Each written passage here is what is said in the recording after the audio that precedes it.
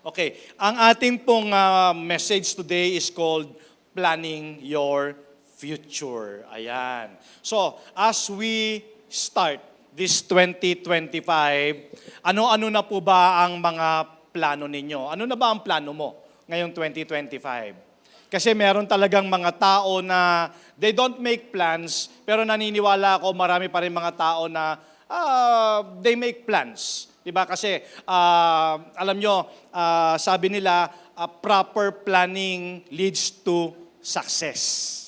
Diba? Maganda talaga yung meron kang goal. Diba? Ano ba yung mga goals mo ngayong 2025? Ano ba yung mga plano mo? At kung ikaw man ay nagplano, ang tanong, kasama ba si Lord sa plano mo? Naka-inline ba yung mga plano mo sa will ng Panginoon? So ngayon pong umaga, pag-uusapan natin talaga is about plan. Okay. Sabi nga nila, meron tayong kasabihan, if you fail to plan, you're planning to fail. So, therefore, proper planning is very important. Okay. So, again, the future belongs to the person who plans and prepares for it. So, do you agree, church, that planning or proper planning is important? Sa lahat ng areas ng life natin, importante po yun na meron tayong plan, meron tayong goal. So, nagsisimula pa lang yung 2025, tingnan natin, ano ba yung mga plano ko noong 2024 na hindi nag-establish o hindi nag-succeed this 2025. Balikan mo rin, baka namang meron kang kailangang meron kang kailangang baguhin, di ba? Meron kang kailangang i-replan. So we'll talk about planning this morning, okay? Pero ulitin ko po yung tanong, as you plan, involved ba si Lord sa mga plano mo? Napakaganda po nitong message na to as we start this 2025. Okay? So samahan niyo po ako in Book of Luke chapter 14 verses 28 to 30. Okay? Tama naman. Proper planning is important. Ang sabi po dito, for which of you desiring to build a tower does not first sit down and count the costs, whether he has enough to complete it. Otherwise, when he has laid a foundation and is not able to finish, all who see it begin to mock him, saying, this man began to build and was not able to finish. So ano po ibig sabihin nito? Well, ang ibig sabihin po nito is talagang kailangan talaga tayong magplano kung meron talaga tayong gustong ma-achieve. Kung meron tayong mga goals, kailangan talaga ng proper planning. Kasi sabi nga dito, di ba, kung ikaw man ay magbi-build of something, di ba, dito, ang sinabi dito is yung tower, di ba? Kung magtatayo ka ng bahay, magtatayo ka ng business, or whatever, kailangan talaga, first, you sit down.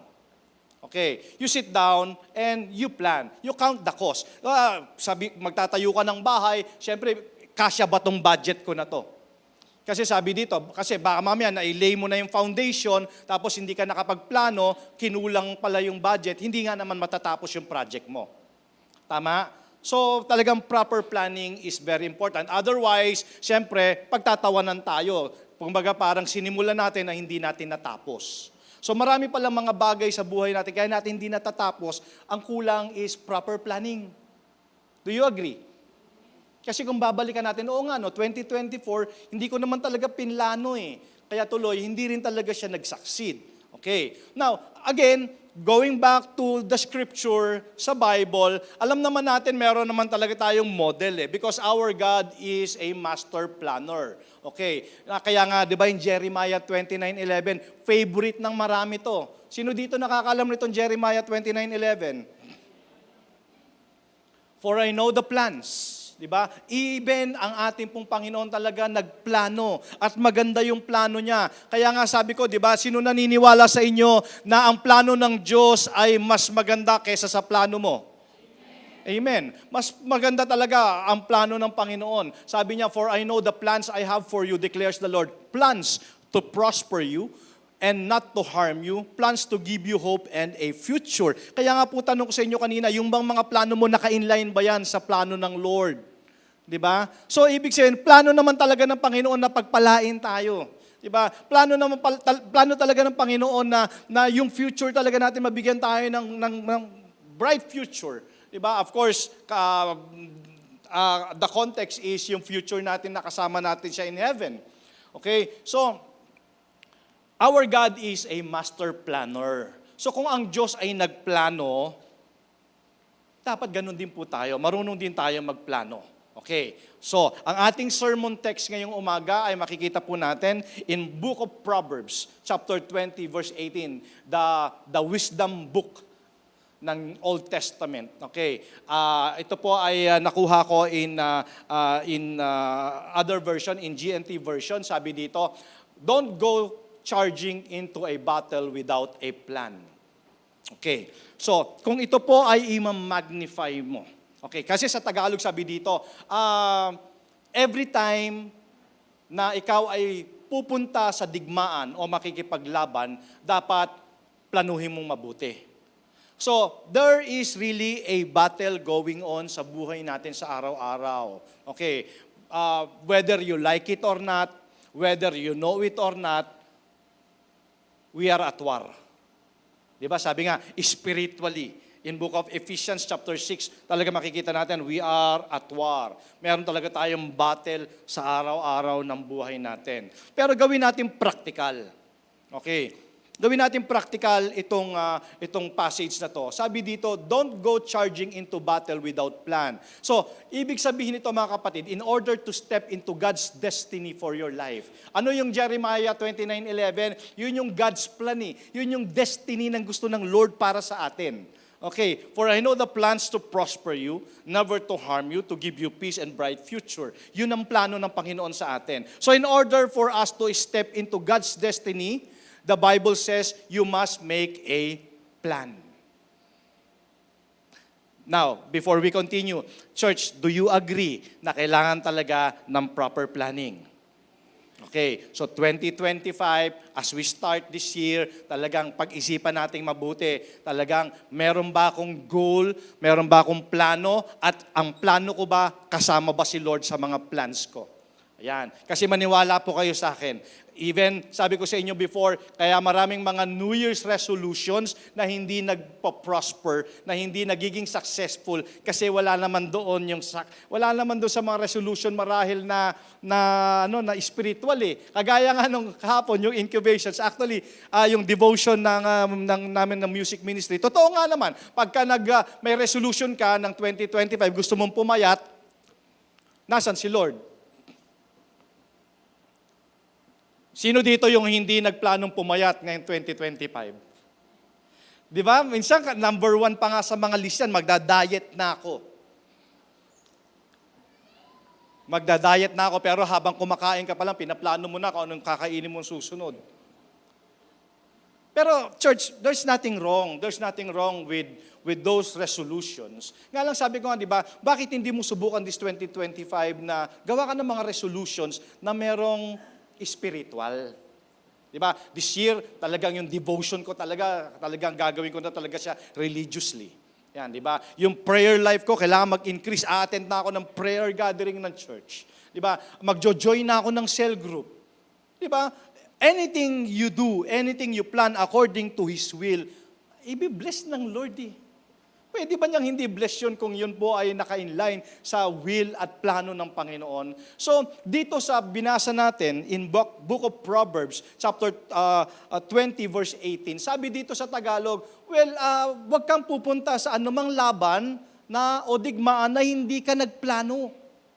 So, araw-araw mga kapatid, meron tayong battle, di ba? Pagpasok mo pa lang sa trabaho talaga, may traffic na, di ba? That's the practical way, or the practical things, di ba? Ang dami sa buhay natin. We are at war. We are in a battle. Okay. Now, sabi ko nga po, para maka-step tayo into God's destiny sa life natin, talagang importante talaga ang magplano. Okay. Now, open your Bible. Joshua chapter 1, 1 to 3. Okay? Dito makikita natin dito things na instruction ng Lord. Okay. Kaya nga tinawag ko din itong the Joshua generation. Okay. Now, dito sa Joshua chapter 1, verses 1 to 3, sabi dito, after the death of Moses, the servant of the Lord, the aid, Moses, my servant, is dead. Ayan sabi ng Lord. Now then, you and all these people get ready. Pakisabi nga po, get ready. To cross the Jordan River into the land I am about to give to them. Ayan na. Previous Sundays, sabi natin, okay, magko-cross na tayo over sa ating New Year. Or sabi nga, it's just a metaphor of crossing, going to your promised land. Okay, dito, pinaghahanda na ng Panginoon kasi papasok na sila sa promised land. Naniniwala ka ba 2025 is your promised land? Is your promised year? Amen. Kasi 2024, declare tayo ng declare, my best days are still yet to come. Ito na. Who knows, this 2025 could be your promised year or promised land. Sabi dito, get ready to cross the Jordan River into the land I am about to give to them, to the Israelites. I will give you every place. O, ginawa nyo na ba to? I will give you every place where you set your foot as I promised Moses. Ayan. Parang meron na atang gumawa to, meron na atang umapak sa mga bakanting lote, no? Amen? So, church, makikita po natin dito, ito sa passage na to, Joshua chapter 1, 1 to 3, the first thing na sinabi ng Lord kay Joshua as they prepared to enter the promised land, okay, sabi ko nga, as you prepare for 2025, okay, ano ba ibig sabihin sa atin itong passage na to? Paano ito nagre-relate sa atin today as we enter 2025? Sabi dito, Moses is dead in Joshua chapter 1 verse 1. Kaya nga sabi ko, this is the Joshua generation kasi patay na si Moses during this time. Okay, ano ang ibig sabihin nito? Ibig sabihin nito, kapatid, as we enter 2025, Moses is dead. Ibig sabihin, ano yung mga bagay na patay na kailangan mo nang ilibing? Past is past. Hindi na natin may babalik yung 2024. Tama? Wala na yon. Tapos na po yon. Ibig sabihin, yung 2024 lesson na lang yon at saka memories na lang yun. Hindi na natin may babalik yon. Okay, so why? Bakit ang sabi dito, itong unang praise na to ng Lord, Moses, my servant, is dead. So, sinabi dito ng Lord, why? Because Joshua was never going to possess his promised land kung lagi siyang nakatingin backward. Kasi, church, pag ang tao nakatingin ka lagi sa nakaraan, mai-stuck ka sa nakaraan. Tama ba? Pakinggan mo yung sarili mo pag nagsasalita ka, 'di ba? Ganun lagi. Hindi ka maka-move forward kasi lagi kang nakatingin doon sa nakaraan. Kaya ang sabi niyo ng Panginoon, Moses is dead, ha? Remember, Moses is dead. In other words, move on. Hello? Move on. Pakisabi sa katabi mo, move on. Dito po, sabihin niyo sa katabi niyo, move on, ha? Move on. Kasi Moses is dead. Ano yung kailangan mong i-bury from your past that's dead?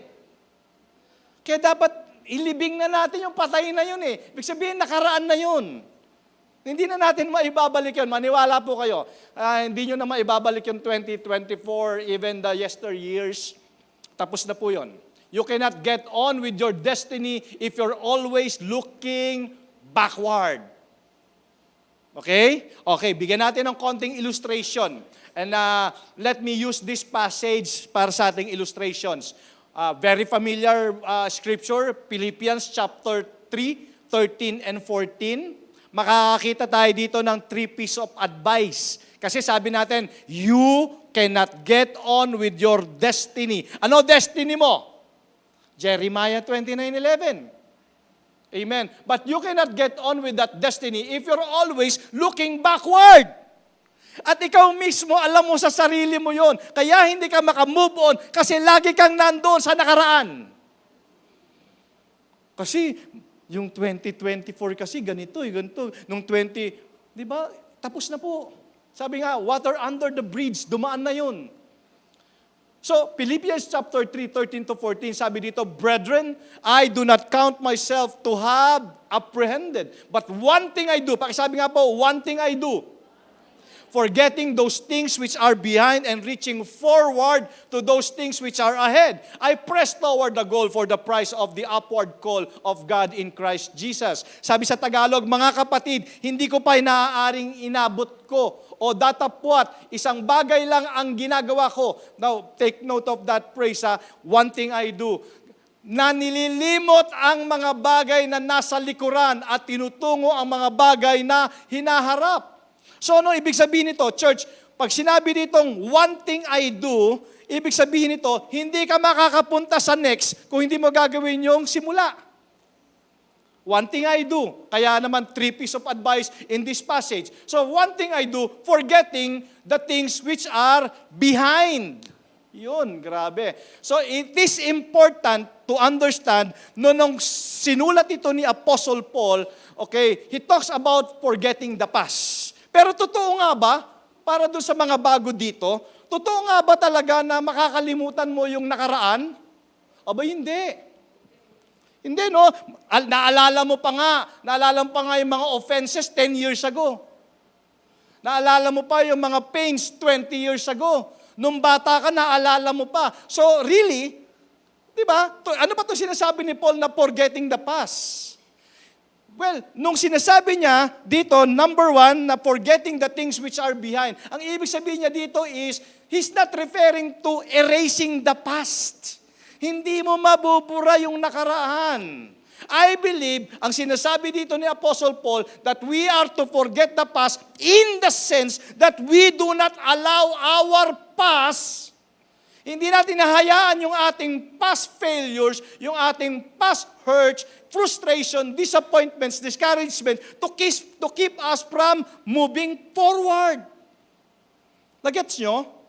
Hindi natin ma-erase yung past. Sige, tell me, na-erase mo ba? Unless siguro magkaroon ka ng dementia o amnesia, nandun pa rin yung memories. Pero ang sinasabi ni Paul, huwag mong hayaan na yung pangit na nakaraan, yan ang mag-keep sa'yo para mag-move forward.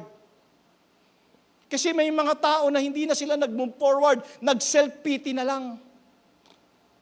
Diba? Ang tagal-tagal mo nang nagse-self-pity. Diba? Ang tagal na. Kaya nga, actually, there's also a passage in the Bible, sabi ng Lord, masyado na kayong matagal dyan, move on. Diba? Kasi nag-camp na sila doon sa mountain eh. Alis na kayo dyan. Alis na kayo dyan. Move on. Sabi mo sa katabi mo, alis ka na doon. Pangit yung lugar na yon. Alis ka na doon. Move on. Move forward. Amen? Kasi it keep us from moving forward at hindi mo ma-experience yung God's best. Kaya pala hindi mo ma-experience yung God's best kasi nandoon ka pa sa nakaraan. 2025 na, kapatid. Baka nasa 2020 ka pa. Kasi kasi may pandemic. Tapos na po yung pandemic. Diba? Tapos na yung move na tayo, move forward na tayo. Amen ba? Okay, now tingnan natin.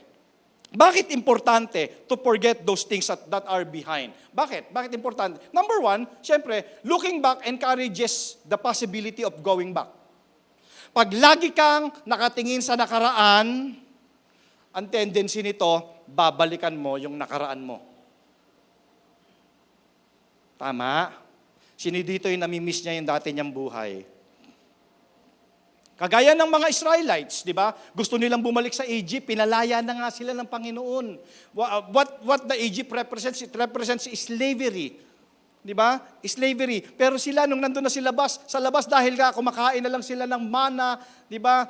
Kumakain na lang sila ng yun nga, yung tubig nang gagaling doon sa stone. So gusto nilang bumalik sa Egypt sabi nila kahit preso, pero mas gusto namin sa Egypt. Ganon tayo minsan no? Pagka lagi tayo nakatingin doon sa nakaraan natin, parang gusto ko yung dati kong buhay. Meron ba? Meron ba dito yung namimiss yung dati niyang buhay? Yung dati nating buhay, madilim. Di ba? Di ba ginawa kong illustration yung yung itlog, di ba? Yung itlog, okay, bigyan ko kayo ng illustration ng dating buhay, Yung itlog, pag may sisiw dun sa loob, ano sa palagay ninyo pakiramdam ng sisiw? Mainit, mabaho, madilim. Di ba ganun ang pakiramdam ng sisiw sa loob? Nung nabasag, nag-crack yung shell, tingin nyo ba natuwa yung sisiw? Tuwa yun kasi nakalaya siya. Nakalaya siya. Mas maganda ba yung buhay ng laya o nakakulong? Laya, di ba? Nga lang, ang problema, pagka lagi ka nakatingin sa nakaraan, gusto mong bumalik doon sa pagkakakulong. Laya ka na nga eh. Amen? So looking back encourages the possibility of going back. Di ba? Kaya, wag na kayo nakatingin sa nakaraan. Kaya yung mga ex na talaga yan. Amen? Kaya hindi ka makamove on kasi lagi ka nakatingin sa ex Amen.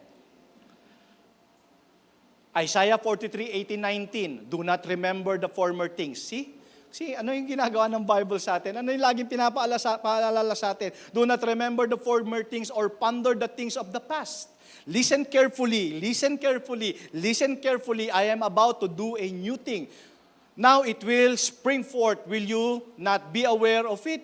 I will even put a road in the wilderness, rivers in the desert. Kaya pala, hindi mo nakikita ang ginagawa ng Lord kasi nakafocus ka sa nakaraan. Yun ang problema. Tingnan mo nga, paano ba ito nagre-relate sa'yo? O nga, no? Kaya pala, ganun, kaya hindi ako makamove on kasi lagi na lang ako nanghihinayang sa nakaraan ko. Tapos na po yun. Moses is dead. Amen. Joshua generation na tayo. Amen. Another thing, sabi nga, secondly, one thing I do, moving forward to those things which are ahead.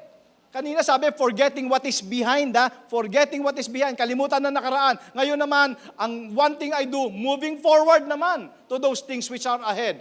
Okay, now question, ready na po ba kayo to a new chapter in your life ng 2025? New chapter to. Okay, so in order to move forward, you have to be willing. Church, you have to be willing to let go of the frustrations.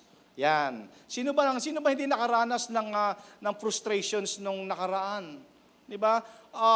Willing ka ba na i-let go yung mga move forward ka at i-let go yung mga bad experiences? So, are you willing to do that? Let go of things that are behind. Kasi alam nyo ba, yung nakalipas, mas importante yung hinaharap kesa sa nakaraan. Pag ikaw sumakay ng sasakyan, mas malaki ang salamin sa harapan kesa sa likuran. Amen? Para mas makita mo yung hinaharap.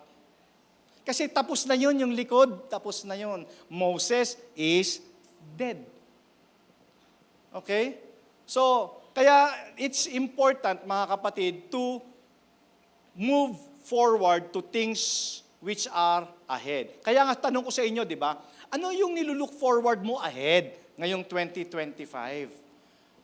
Ano nilulook forward nyo? Paano nyo pinaplano ang 2025? Marami dito nagplano na, plano kami binding prayer ulit, di ba? So nagplano kami na this year talagang kailangan, balik tayo ulit dun sa basic, winning souls and making disciples. Di ba? Yun yung mga natin, yung mga basic spiritual calling natin. So, church, number 2 is moving forward to those things which are ahead. Para ma-establish, para mag-prosper, para mag-succeed tayo ngayong 2025, limutin ang nakaraan at tingnan natin yung hinaharap. Okay? So, another thing, part ng 3 piece of advice sa atin ng Philippians chapter 3 is I press toward the mark for the prize of the high calling of God in Christ Jesus. Ano ibig sabihin nito? It's very simple, mga kapatid. Alam naman natin, kahit may plano tayo, mga kapatid, kahit may plano tayo, it will never reap a harvest kung wala kang gagawin. Tama? Kailangan tayo mag-a-act tayo doon sa plano natin. Of course, with God's favor, with God's goodness and mercy na nagpa-follow sa atin, with God's protection and favor, talagang kailangan mag-a-act talaga tayo doon sa gagawin natin. Kasi simula pa lang, isipin na natin na yung ginagawa natin may reward kay Lord yan. Diba? Mag-look forward tayo doon sa prize. Diba? May reward naman kay Lord yun eh. Basta tayo, obedient tayo kay Lord, ginagawa natin yung mga plano natin na naayon sa kalooban niya, may reward kay Lord yun. So, church, iwanan natin to. Again, Moses is dead. Moses is dead, ha? Past is past. In order for you to move forward, you need to forget what is behind. Forgetting, not meaning erasing. Pero wag mong iaalaw yung nakaraan mo na yan ang mag-keep sa'yo to move forward. Amen? Okay, number 2. Eto na. Second thing God told Joshua was this. In Joshua chapter 1 verse 2, ang sabi ng Lord kay Joshua, get ready to cross the Jordan River. Wow. Ready na ba kayo? Alam mo ba, kaya hindi pa binibigay ng Lord sa'yo yung hinihinging mo kasi hindi ka pa ready.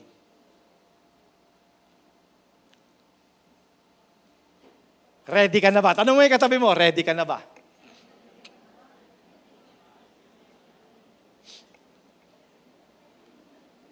Ha? Anong sagot? Parang oo, parang hindi. Are you ready? Kasi sabi ng Lord, get ready to cross the Jordan River. Pero hindi pa to promised land, ha? Jordan River pa lang ito. Pero, pagtawid nila ng Jordan River, ayan na, ang promised land. So, ibig sabihin itong 2025 church, there will be challenges along the way. Are you ready? May mga challenges, may mga problema ang dadating, may mga pagsubok na dadating, pero ang sabi ng Lord, I will never leave you nor forsake you. Ako ang bahala sa'yo. Just get ready to cross the Jordan River. Okay, tanungin ko kayo. Where do you want to be by next year? Ano ang nakikita mo sa sarili mo by 2026? Nando ka na ba sa promised land mo? O 2025 is just another year? Inulit mo lang. Or ito'y sabi natin lagi, 2025 ba could be really a new year or new beginning or just another year? Paano mo nakikita yung sarili mo 5, 10, 20 years from now? Mas mabuti kesa dati, Pastor. Wag yung ganun pa rin. Diba? Wala pa rin pinagbago. Parang wala tayong Lord niyan pag ganyan. Dapat always increasing tayo, never decreasing. Amen? So, paano nyo ba nakikita yung mga sarili ninyo 5, 10 years from now? Nakikita mo ba yung sarili mo na nag-move forward ka na towards your destiny? Or pabalik?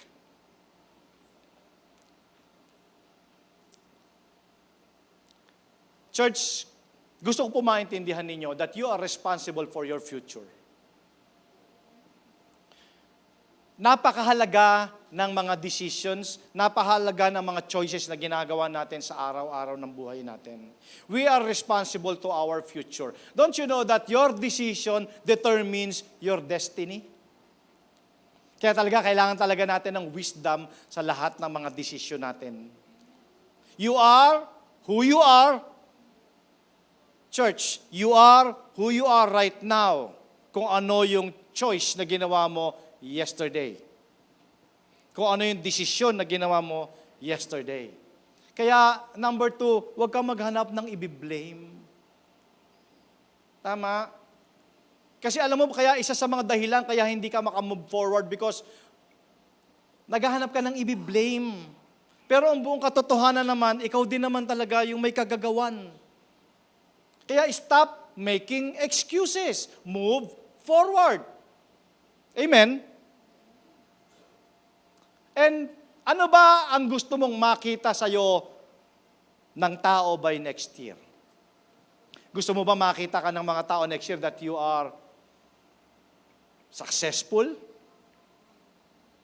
Gusto mo ba makita ng mga tao na yung mga answered prayer declaration ng 2025 nag-manifest? Ano ang gusto mong makita ng tao sa'yo by next year na lang? Huwag na 5 years, 10 years from now. By next year. Gusto mo ba makita ng tao that you are successful? So therefore, church, make a specific plan. At huwag mong kakalimutang isama si Lord sa mga plano. It's very important. Again, ulitin ko you are responsible for your future. Wala namang ibang responsable niyan kundi ikaw. Okay? Your decision determines your destiny. Amen? At meron ka talagang gagawin ngayon. And church, stop making excuses. Huwag ka maghanap ng i-blame. Move forward. Nag-fail ka, nagkamali ka, and then move forward. Start ka ulit. Diba? And then, kailangan ang goal mo by next year, mas mabuti kaysa dati. Amen? You've got to prepare and plan it out. Be specific. Okay? Again, balikan natin. Sabi ng Proverbs 20:18, don't go charging into battle without a plan. Kaya sabi ko nga, be specific. Ikaw, papasok ko na ngayong 2025. Gumawa ka na ng master plan mo. Gumawa ka na ng goal mo para meron kang sinusunod ngayong 2025. Maaari sigurong hindi mo ginawa yan before, pero ito na ang word sa iyo ng Lord today. Get ready to cross your Jordan River. Ibig sabihin, plan. Get ready. Planuhin nyo na kung paano kayo magkocross. Diba? Paano mo i-cross itong 2025? Okay. Well, of course, church, sinasabi ng Lord na it's really a wise attitude to make a plan. Pero since na hindi rin naman natin alam yung future natin, and dahil hindi natin alam kung ano yung future natin, dapat willing din tayo na ibigay din naman yung karapatan sa Panginoon na baguhin yung mga plano natin. At magtiwala tayo na alam ng Diyos kung ano yung best for us. Okay? So, dapat, lahat ng plano natin, naka-inline ito sa plano ng Diyos. Ulitin ko po dapat willing tayo. Willing tayo na bigyan ng right si Lord na i-change yung plan natin. Kasi alam nyo ba that God will destroy your plan if He knows that your plan will destroy you. Amen. Willing ba kayo na, Lord, kung nakikita mo yung plano ko, Lord, ay makakasama sa akin, Lord, baguhin mo. Kasi anong sabi ng Proverbs 16:9? The heart of man plans his way. Di ba? Talagang we make plans. Plano tayo ng plano, but the Lord establishes His steps. Ang tao nagpaplano, ngunit nasa Panginoon ang kaganapan nito.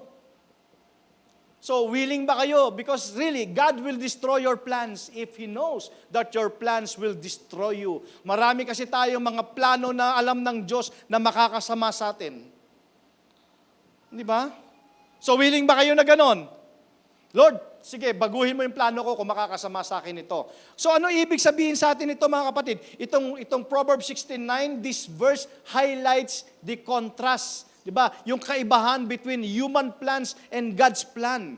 And this passage suggests that God is in control of events. Kasi nga sabi, nagplano ang tao, pero nasa Diyos pa rin nakaganapan ito. So, ibig sabihin, God is in control of everything. And ang part natin dapat is we should plan with humility and obedience in accordance to His will. Ano yung sinasabi natin? Church, sinasabi natin, Lord, nagplano ako, pero still, your will be done. So, itong taon na to, church, as we begin, again, let me remind you, isama natin si Lord sa mga plano natin. I'll give you one story in the Bible, very familiar. Siguro maraming beses ko na naulit itong story na to in my preaching, even in my sharings. Kasi may malaking kinalaman nito sa planning eh. Planning, di ba familiar kayo in book of James chapter 4, 13 to 16? Now, tingnan natin yung mga sarili natin dito, church ha. Kaya sinasabi ko sa inyo, kailangan si Lord involved sa pagpaplano natin. Tingnan ninyo. Okay, bago ko ikwento to. Kung babalikan nyo yung 2024, ang dami mong pinlano. Tama. Pero doon sa mga plano na yon, nasaan si Lord? And I believe, kung nasaan si Lord sa mga plano mo, yun yung nag-prosper. Yung mga plano mo na wala si Lord, hindi nag-prosper yon. Kaya nga sabi ko nga, di ba, sisirain ng Lord yung plano mo kung alam ni Lord na sisirain ka ng plano mo. Maraming ganon. Okay, now, sabi sa James 4, 13, 16, tingnan nyo to ha, this passage is all about planning. Sabi dito in verse 13, look here. Okay, ibig sabihin, meron ditong mga negosyante.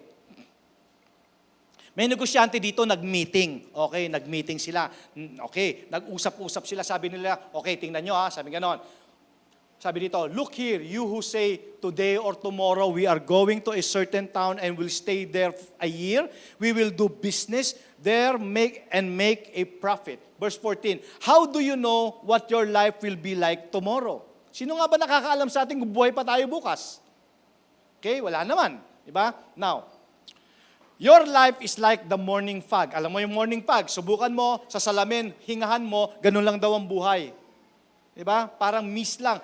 Hingahan mo, nagkaroon ng konting fog, tapos mamaya wala na. Okay, it's here a little while, then it's gone. What you ought to say is, Lord, kung kalooban mo. Di ba? Sinasabi natin, if it's the Lord's will, or if the Lord wants us to, we will live and do this or that. Otherwise, you are boasting about your own pretensions. Ibig sabihin, talagang nagyayabang ka lang. Okay, and all such boasting is evil. Okay, bigyan natin ng illustration itong passage na to. James 4, 13 to 16. Ito po ay kwento, sabi ng mga nagplanong magnegosyo. Sabi nila, okay, ganito gagawin natin. Okay, ngayon, bukas, mga 1 taon, sabi nila ganon, magtatayo tayo ng business. Okay, gatayo tayo ng business at alam ko maganda yung lugar, di ba? Maraming mga tao, okay? At kikita tayo ng malaki doon sa lugar na yon. Okay, stop tayo doon. Kung mababasa mo to, magtatanong ka, Pastor, ano ang mali dito sa mga tao na to? Nagplano nga sila. Tama ba? Di ba ito naman sinasabi mo, Pastor, na dapat maging specific tayo with our plans? Tama. Okay, now, nagplano sila, dapat nga i-commend pa natin itong mga tao na to kasi nagplano sila ng maganda. Tama. Anong mali? Church, basahin mo yung plano na yan, wala kang mababasa dyan na involve si Lord. Amen. Kaya dito, sabi din sa verse 14, plano kayo ng plano, di ba? Ni hindi nga kasama si Lord. Hindi mo nga alam kung buhay ka pa bukas. Ang buhay naman para lang yung fog. Nandyan ngayon, mamaya wala na. So mas mabuti pa, pag nagpaplano tayo, sasabihin pala natin, Lord, kung kalooban mo, i-bless mo yung mga plano ko. So dapat involve si Lord. Amen? Otherwise, sabing ganon, planning without God is boasting. Kasi ang tawag dyan ay self-sufficiency. Akala mo, kaya mo, kahit wala si Lord. Sige, balikan mo yung life mo. Tingnan mo, balikan mo. Yung mga bagay na ginawa mo na hindi involve si Lord, doon kadalasan tayo nagfe-fail. Grand plan yung ginawa nitong mga negosyante na to. Di ba? Grand plan. Tapos nangyayari pa ganito ito lang, dagdag ko lang. Di ba? Nag-pray, Lord, bigyan mo ako ng trabaho. Bigyan mo ako ng business. Talagang si Lord naman talaga faithful di ba? Talagang sumasagot talaga siya sa mga panalangin. Amen ba? Sumasagot si Lord pagka talagang anything you ask according to His will. Gusto niya nga, sabi nga, plano ko nga sa'yo, prosper ka eh. Kaya pag nag-pray ka sa akin ng business, bibigyan kita. Di ba? Nag-pray ka sa akin ng trabaho, bibigyan kita. Eto na, nagbinigyan na ng trabaho ng Lord. Binigyan na ng business ng Lord. Kasi yun yung mga negosyante dito sa James 4, binigyan na ng business ng Lord. Nga lang, ganito ang nangyayari. And this is a real talk. Di ba? Binigyan ng business, wow. Sige, plano tayo. Ano tayo? Magplano tayo na mag-extend. O sige, extend. Yung territory, nagkaroon ng maraming mga branches, lumaki-lumaki ang mga business, masyado na naging busy. Tingnan nyo masyado ka na naging busy kasi dinagdagan yung mga gawain mo, yung mga gagawin mo. Nung dumami yung gagawin mo, masyado ka na naging busy, ano ang sabi mo? Masyado na akong busy, wala na akong time kay Lord. Tama? Na-set aside na si Lord.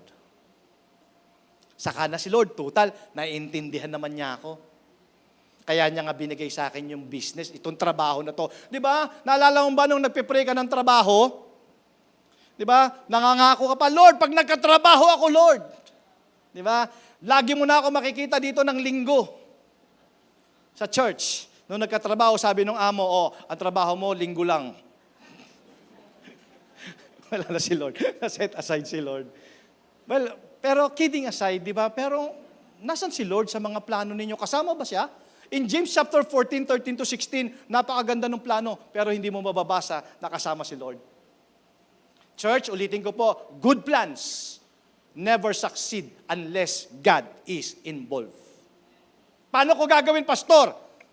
Na ang mga plano ko ay maging tagumpay. Proverbs 16:3. Commit to the Lord whatever you do and He will establish your plans. Di ba? So, i-commit mo kay Lord. Seek first.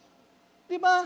Kasi without God in your plans is boasting. Pagyayabang po yun. Akala mo, kaya mo. Di ba? Sabi nga ng Bible, ang lakas natin nanggagaling sa Panginoon. Ang tagumpay natin nanggagaling sa Panginoon. So, it is only proper na kasama si Lord.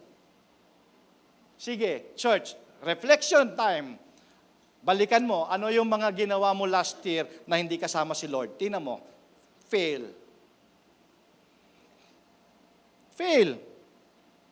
Kung yun nga kasama na si Lord, may struggle pa eh. Lalo nang hindi mo pa kasama si Lord. Tama? Nung nalulunod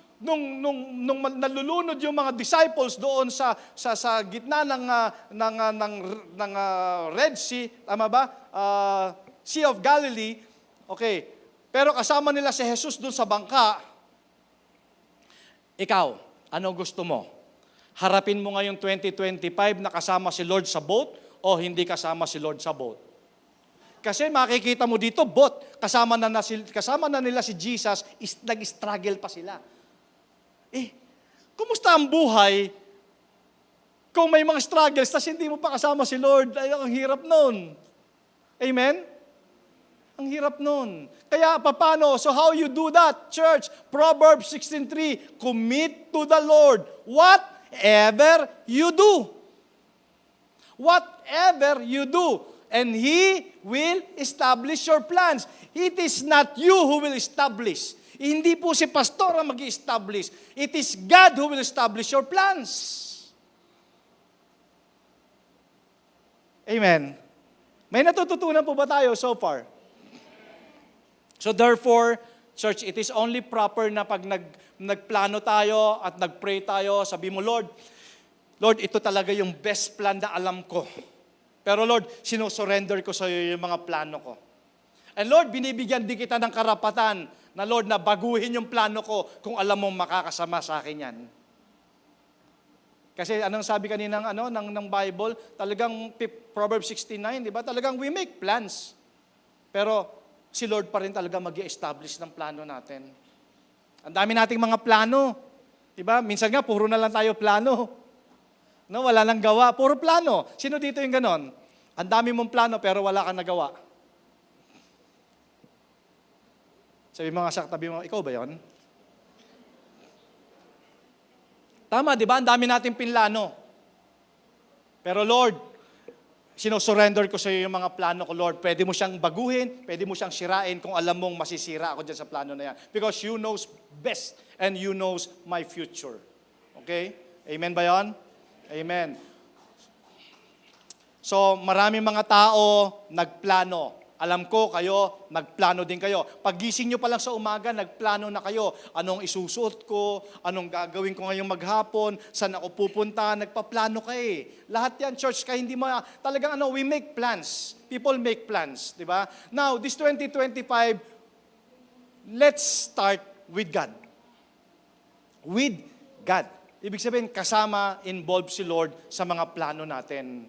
At church, I declare by faith in the name of Jesus, the name above all names, na talagang ang plano mo magpo-prosper, magsasucceed, ma-establish pag involved ang Panginoon. Amen? So, okay. So, bago tayo magtapos, isa-summarize ko lang po. Church, my VOCC family, brothers and sisters, Moses is dead. Ibig sabihin, mga kapatid, past is past. Move forward. Ano ba yung mga tingin mo na kailangan mo nang ilibing? Di ba? Ilibing mo na. Ilibing mo na from your past, that's dead. Patay na yun. Huwag mong hayaan, sabi ng Bible, huwag mong hayaan na yung nakaraan mo ang pumigil sa'yo na mag-move forward. Amen? Kailangan mong encourage yung sarili mo na kailangan ko nang mag-move on. Amen? Because, church, mai-stuck ka. You will never possess your promised land kung hindi ka mag-move on at lagi ka nakatingin sa nakaraan. Amen? Pass na yon. Kung nag-fail ka, then, simula ka ulit. Ganun lang yun. Pero huwag ka magpa-control sa nakaraan mo. And then, syempre, press toward the prize. Ang goal mo is, itong 2025, mas mabuti kaysa dati. May reward ang Lord sa atin, church, if we are obedient to Him, if we walk in His ways. Diba? Kaya talaga sabi nga natin, di ba last time, yung trophy, binibigay yan doon sa finisher. Kahit hindi ikaw yung first, basta finisher ka. Di ba? Again, let's finish this 2025 stronger than 2024. Amen? At ito na yung dinedeclare mo, your best days are still yet to come. Ito na yon, church.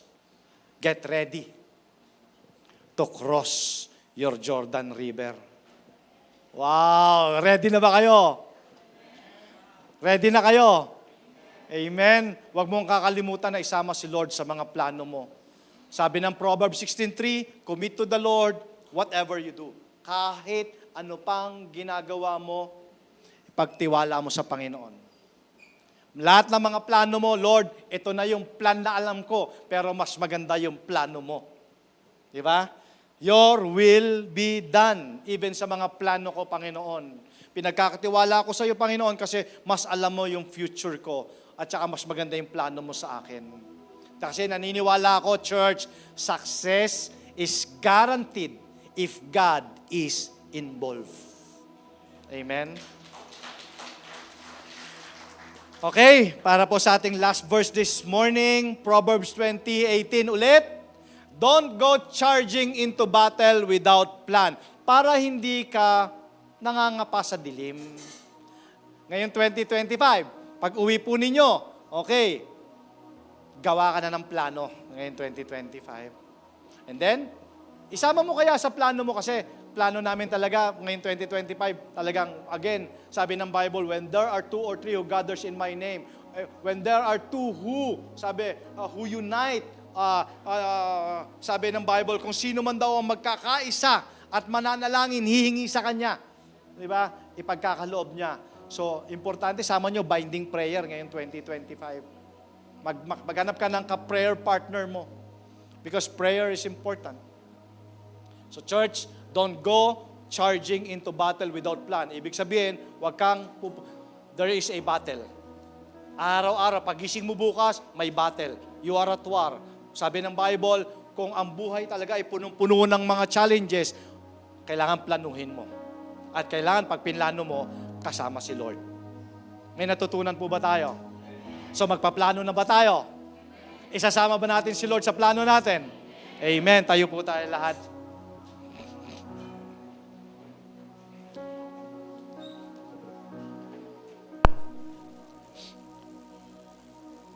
Get ready to cross your Jordan River. Wow, ang ganda ng word sa atin ng Lord ngayon 2025. Get ready na. Get ready na. Amen. Lord, sabi mo, Lord, handa na ako. Handa na ako, Lord. Ready na ako. So, you must prepare, syempre, yung sarili mo, especially your spiritual life. Kailangan i-ready mo. Kasi, maniwala po kayo sa akin, there will be so much opposition, there will be so much challenges this 2025. Pero sabi nga, di ba? If God is for us, no one can be against us. No one can separate us from the love of the Father. Yun talaga ang kailangan nating maunawaan na anumang battle, anumang laban, hindi tayo iiwanan ng Panginoon. Kasama natin si Lord.